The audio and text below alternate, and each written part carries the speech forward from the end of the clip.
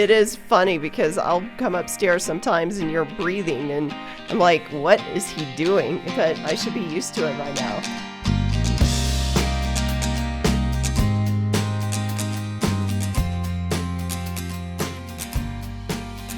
Hello, everybody, and welcome to podcast number 90 of the Gordon and Cherise show, where this week we're continuing from last week's segment about an invitation for the uninvited.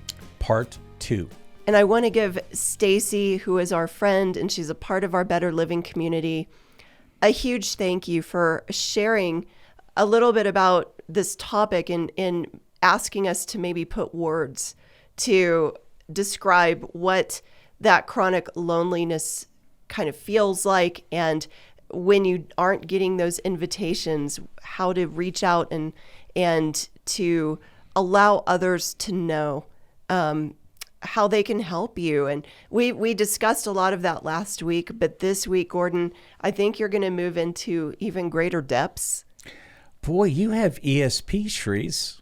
You know exactly what I'm thinking and exactly what I'm going to say. Well, you did prepare a lot of notes that we didn't get to one of these notes. And I don't even know. Last week. Excuse me, I don't know if we're getting to any of the notes today. It doesn't matter. We'll do our best. But this is a topic that's never discussed. Right. Okay, and when we're dealing with social isolation, that's what happens. And it happens for the people who are not in pain, as well as the people who are in pain. And so we have this compartmentalized social isolation that happens in many social circles.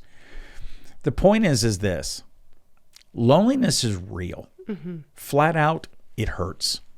Yes, it does. It's daunting for most people. Yeah. And in fact, as you get older, it's even worse because you have more debilitating factors you're dealing with your health, and maybe you've lost a loved one, or you've been in a divorce, or your children are not there for you, or your friends aren't there, or you've been through enough seasons of life where your friends have moved, or your church members have moved. Or you've lost your friends because of age. Absolutely. That happens. I know with my parents, they deal with that. Right. Okay. The point is this: that loneliness is real, and we know it's the leading reason people seek out therapy. Really? Okay? We need, for our well-being, we're designed to have relationships. We're designed to meet face-to-face with other individuals, and we have seen this phenomenon just through COVID, lockdowns, isolation, suicides mask wearing. Because of isolation. Absolutely. So we've seen the adverse effects. Totally. We've seen the learning disabilities. We've seen an increase in autism. We've seen erratic behaviors. We've seen, as you mentioned, increase in suicides. This is a real deal. Loneliness is real in our culture. And I might say that, Gordon, I think it's such a secondary thing that adds to a chronic pain condition, because when somebody is isolated and they're alone, then if they're not doing the hard work to get healthy in their own thinking, then that isolation can overcome them, and it just perpetuates a pain cycle. It increases pain a lot of times. Well, people are weakened in their autonomic nervous system. Mm-hmm. We know the science behind it is you actually have immunosuppressive responses. Explain that, doctor. Well, basically it's this: the neurotransmitters from your brain are the chemicals are all changed on how the dopamine levels exist and serotonin exists, and how everything is transmitted to the body through the nerve signals, basically, okay, through your body, on how your body responds to certain traumas and stresses. And loneliness is a stress factor. Mm-hmm. It's a contributing factor, which puts a load on us. It's in fact, loneliness is a risk factor for mortality. Okay? It is a real deal. A lot of people do not do well alone, and they do not do well thinking they're never going to be invited to another social event or have the opportunity to meet with people face to face and to go ahead and bridge their problems along with a strengthened friendship. The idea of I'm losing part of the strength that I have because I'm losing my friendships. Yes. I'm losing my contacts, and I'm taking everything on by myself. Or I haven't felt good and I haven't felt like connecting, and I've turned down 10 invitations, and all of a sudden that 11th one doesn't come. That's true loneliness. It's like, wait a minute, all of a sudden, am I out? Am I out of that social world? Am I forgotten? And am I a misfit? Am I discarded? yes. Do I have no value any longer to anyone else? Mm-hmm. Have I lost my purpose? Right. In other words, that purpose is almost the muscle to keep moving in our walk of faith and to walk in transformation and to walk with optimism. Do I just give up? A lot of people are existing and loneliness is growing and heavier, not just on their shoulders, but in their mind, and the way the emotions they have are triggered from even their past traumas. So they tend to live more in the past where they had those social relationships, those social contacts. So they start moving into the past. And the body responds by saying this: my emotions are the language to my body. So your body becomes more ill. It becomes weakened. So what we want to do is to walk in the new. So we have to fill up our mind with truth and new thoughts, and to bring to the surface, as I mentioned in the last podcast, bring into the surface those subconscious things from the past, that guilt and shame and everything that we had. Let that go. Bring in new thoughts. Create new wiring in your brain. Start new habits of living. And we do need some type of social contact. That is a fact. True. That's part of our well-being. So this particular podcast, I think we're going to get to the nitty-gritty, because you've brought up this point so many times. How did you do it, Gordon? I mean, you were a doctor. You didn't step down from having two businesses and being substantial in healthcare and all these other big things. Didn't voluntarily just retire. It was stolen. It was taken away from you in your prime. Right. And as I was stepping down from what I did in my identity, as I thought I was stepping down, there was another part of me feeling like I was being pushed off the cliff. And I had no idea where I was going to fall. And once I fell, I just knew the fall was so far downwards that I was going to be broken into pieces. And I was. And guess True. what? Other people couldn't put those pieces back together for me. Well, you lost all of those, not all of them, but the majority of those relationships that you had during your time of being a prosperous doctor. Yes. All of those relationships weren't the same after you were injured. No, they were not. And there was something that you were disconnected from the momentum and the path of all of these other doctors or all of these other professionals. And all of a sudden, now the doctor is the patient. There's no context for that relationship to keep going the way that it was. Right. And it's as if, because I was broken, now I automatically belonged to a new group of disabled, hopeless, almost homeless. Okay. And for me, I don't look down on any of those people, but I didn't belong. Right. There was, I think it's more what you're saying is to a victim mentality. right. It's like not that you did that to yourself, but other people almost put that on you. Yes. Like, oh, he's now disabled. He literally, you got an impairment and disability label at one point in your journey. Total and permanent impairment. Yes. So all of a sudden, is that the flag that you fly now for the Right. rest of your life? It was for quite a few years. So, so naturally, Gordon, the relationships around you changed. Yes, they did. And do you know what? It's not their fault. Change happened. Okay? New things had to happen. But I also knew this. I had to move into the new for healing and restoration and repair. Totally. I had to move in that direction. And that's the direction I chose. And yes, I did not want to be a victim. But related to this podcast, related to loneliness and lack of social contacts and feeling uninvited and being separate, not in the sense of feeling like you're holy or being sanctified, but you were like being separate in the fact of being discarded. What do I do during those times? And I mentioned a few things on the last podcast, but I want to get into the practical things that I even do today. Yep. Okay. And you observe this, and please give opinions, interrupt me, and let's let this conversation flow. The very first thing I always try to do, no matter how bad I'm feeling, is to get into the present. Slow things down. Get into the present.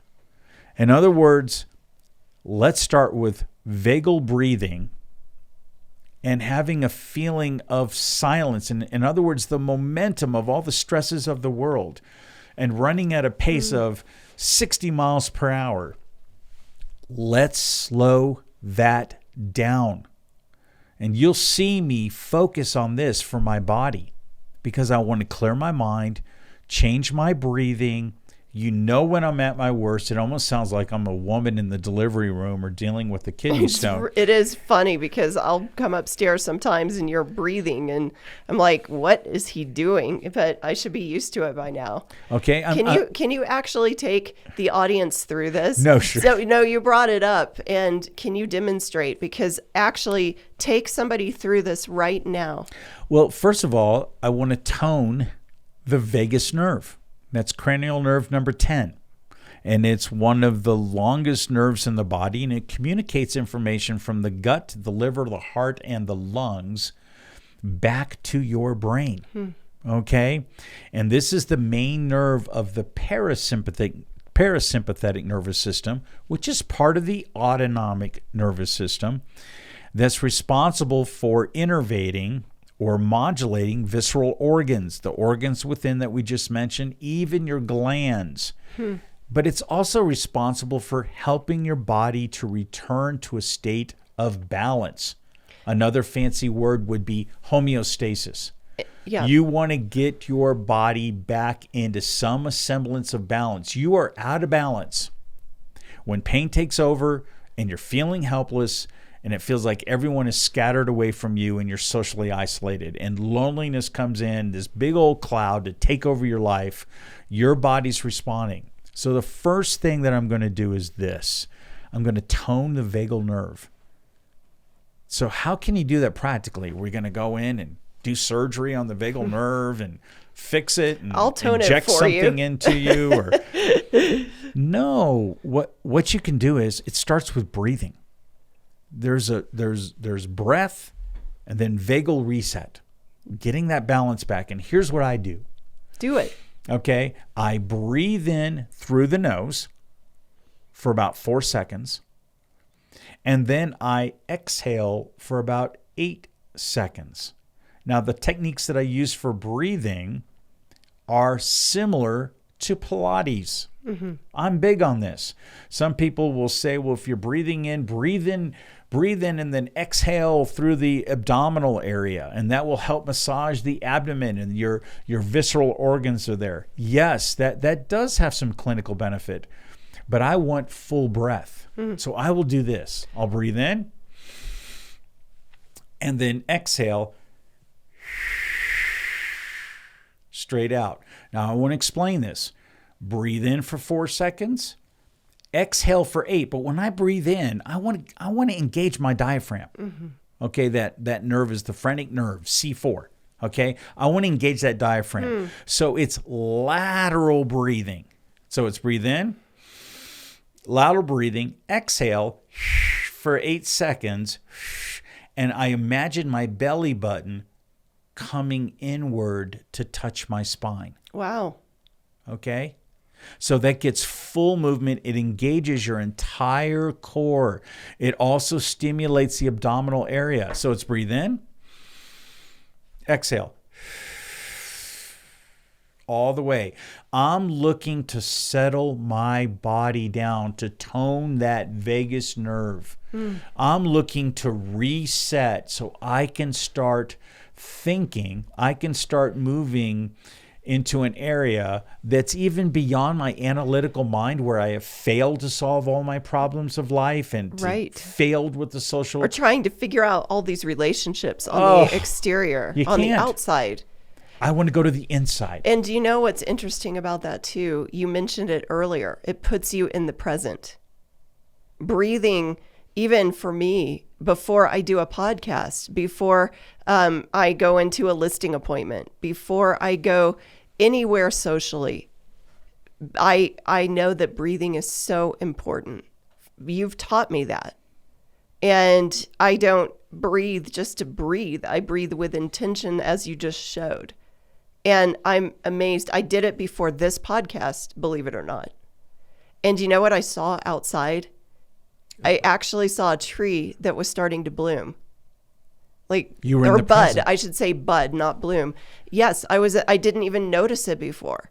It was not even, I wasn't aware. It brought the awareness to right where I was, instead of, oh, what am I going to say in 30 minutes from now? What am I going to do? How are we going to take on this topic of loneliness? It's like I was able to see a beautiful tree. Mm-hmm. And it did quiet my soul. It's true, Gordon. Even for somebody who's not in pain, I think it is so important. Absolutely, because it moves us into meditation, contemplative prayer, etc. But the deal is with the body, you can incorporate these breathing techniques, vagal breathing or Pilates breathing, okay? You can incorporate those within exercises. Mm-hmm. So when I'm exercising, I'm doing Pilates now, okay, again, and I'm doing very light weights, 10 to 15 pounds, but I'm using good form. I am focusing on my breathing, and I'm literally talking to my brain, and I'm saying, here's my body. Lord, I'm giving you my body as a sacrifice. Mm-hmm. So when your Holy Spirit is here, it's operating healthy. I want to give you the sacrifice for my body. That's my rational service to you. That's Romans 12, 1 and 2 verses. So I do that. I train my body, but I'm also doing this. I'm training my mind. I'm setting myself in balance with the vagal breathing. At the same time, there's movement involved. Okay, and I'm silencing myself from all the outward external stresses. Totally. And all of the different things about pain that try to take me down. And all the feelings of rejection Absolutely. that loneliness can cause. All of a sudden, you're breathing, you're living, you're alive. And I think it brings awareness to what I mentioned last week, which was that God is a habitation God with us. He is not a visitation God. He's not just checking in on you and leaving. He inhabits through Christ, through his Spirit. He inhabits.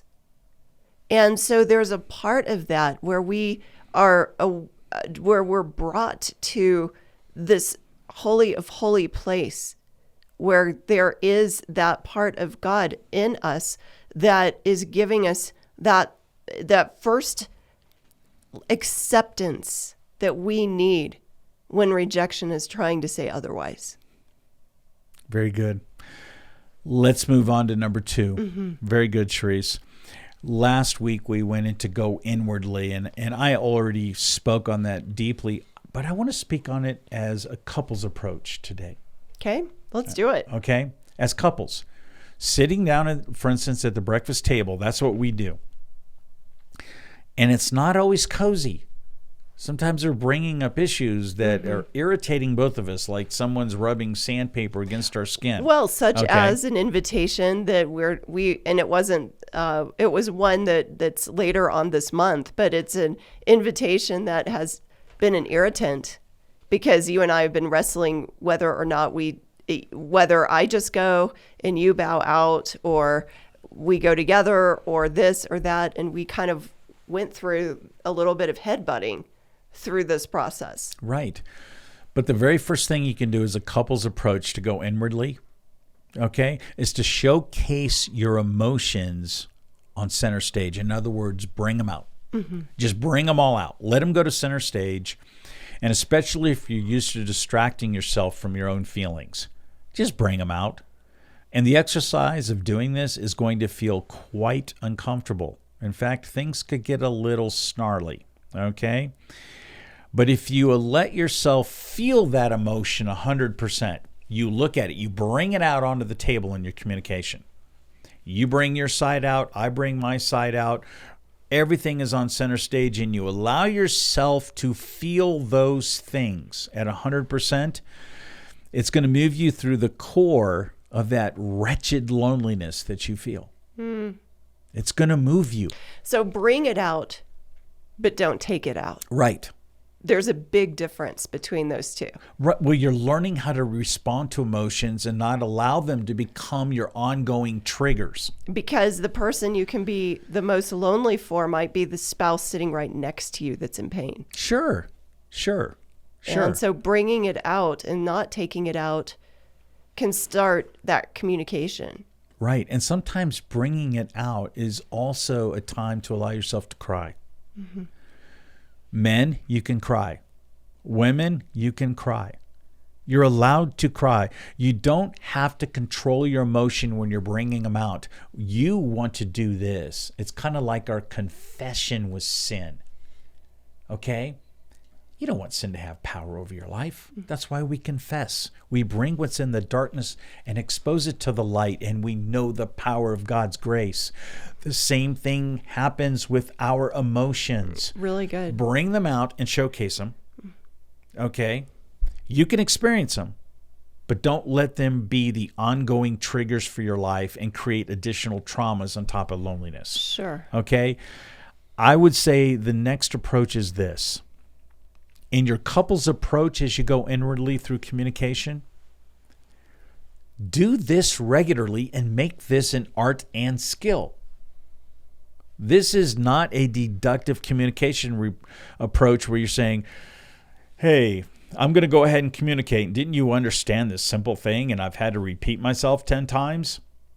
You should have listened, and you should have already absorbed this, and you should have already understood this, and we should move on from that topic. But the other spouse, for some reason, they're blocked. I feel like thumping you when you say that. Okay. Well, some reason someone is blocked.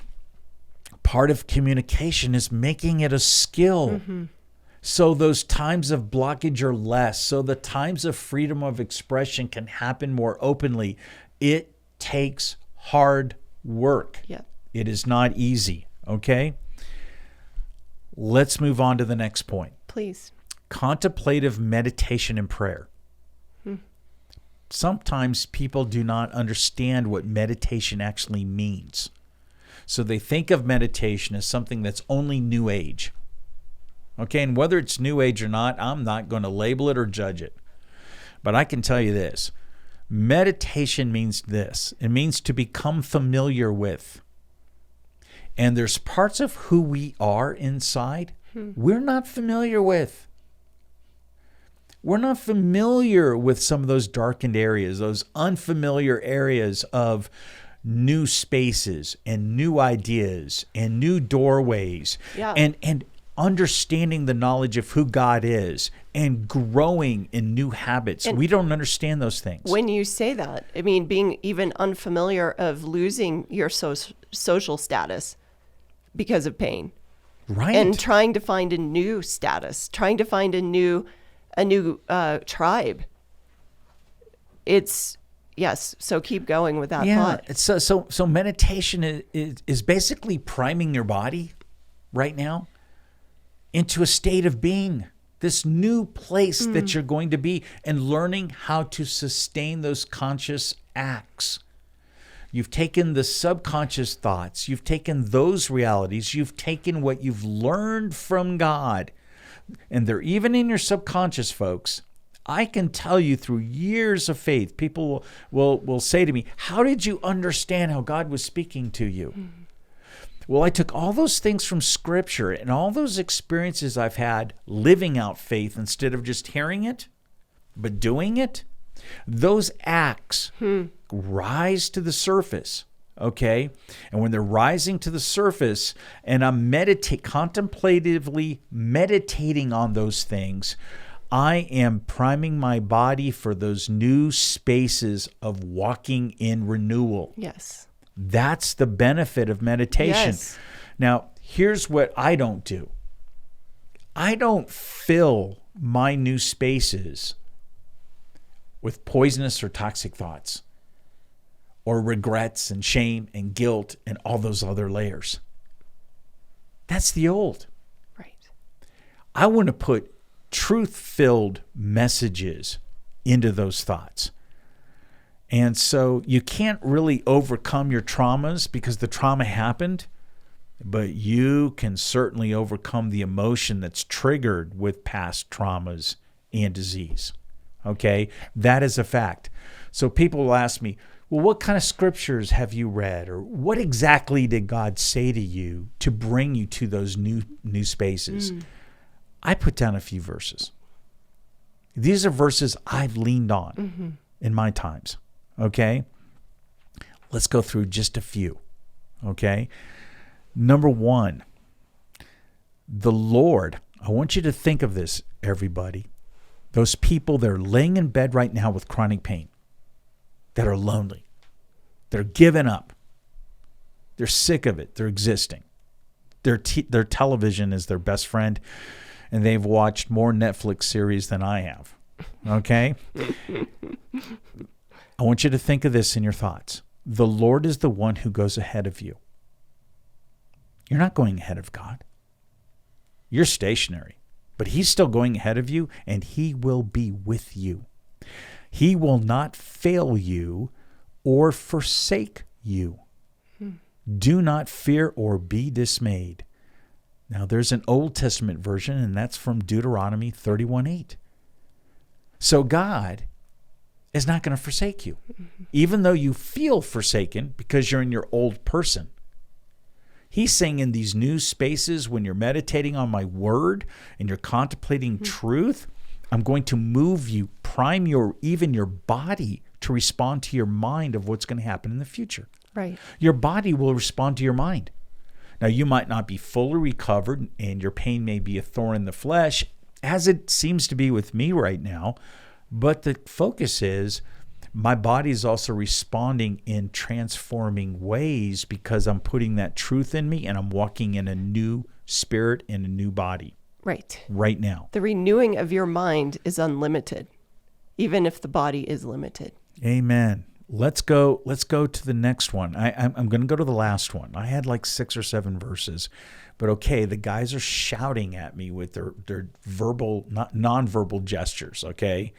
So I don't know what this means. Running out of time. Yeah. They're running out of time. The one cameraman is doing this. I'm like, okay, what does that mean? Okay.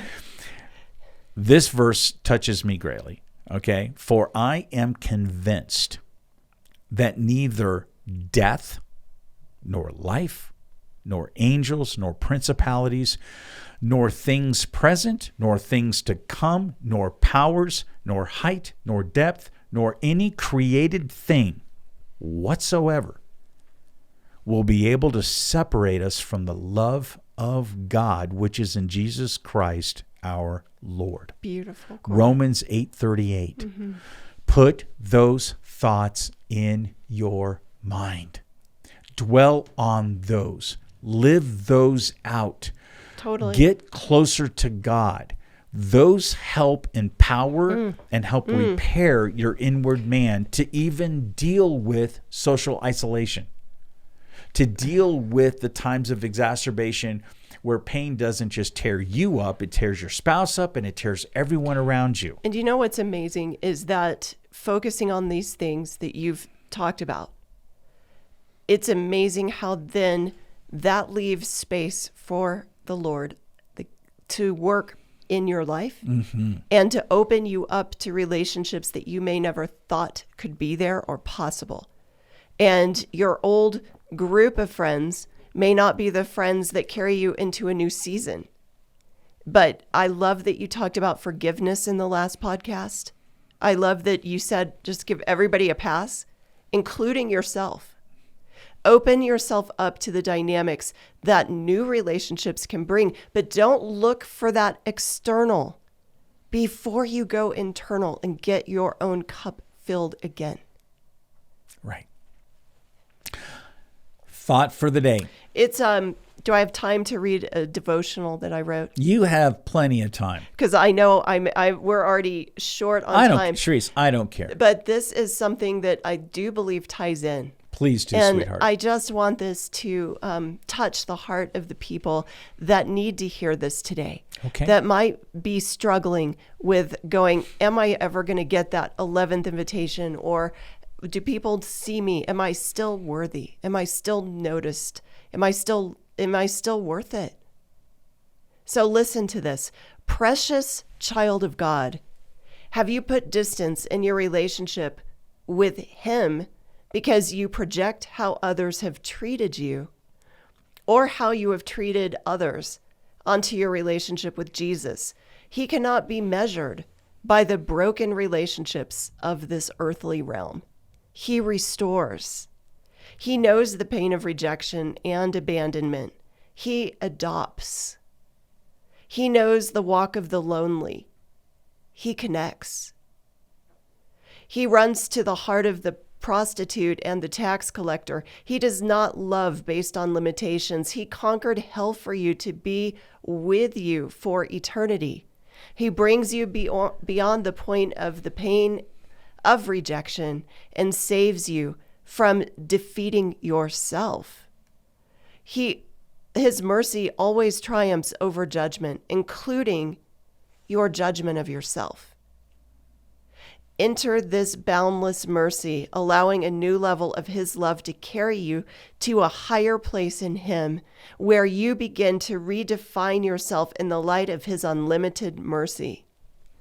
Allow His goodness to overcome every part of you. Hold nothing back. He washes all sin away in mercy. So may you feel the communion and the fellowship of God today, if you're lonely. Mm-hmm. Very good. My thought of the day is to bring it back to the basics of what we're talking about. If we notice in golf, there's a pre-shot routine before the golfer hits the ball off the tee to get started. Mm-hmm. They have a routine. They have a certain pace.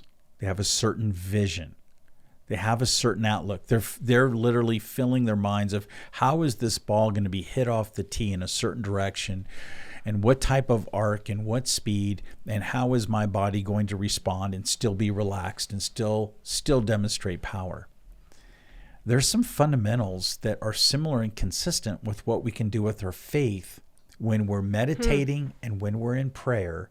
And when we're establishing our vagal breathing, that's like having a pre-shot routine to reset your body to move in power. And when you can move in power, you can share in the comfort of any affliction with someone else, and you can have healthier social relationships though you have pain. Beautiful. Okay? That's the message for today. Gordon, I love it.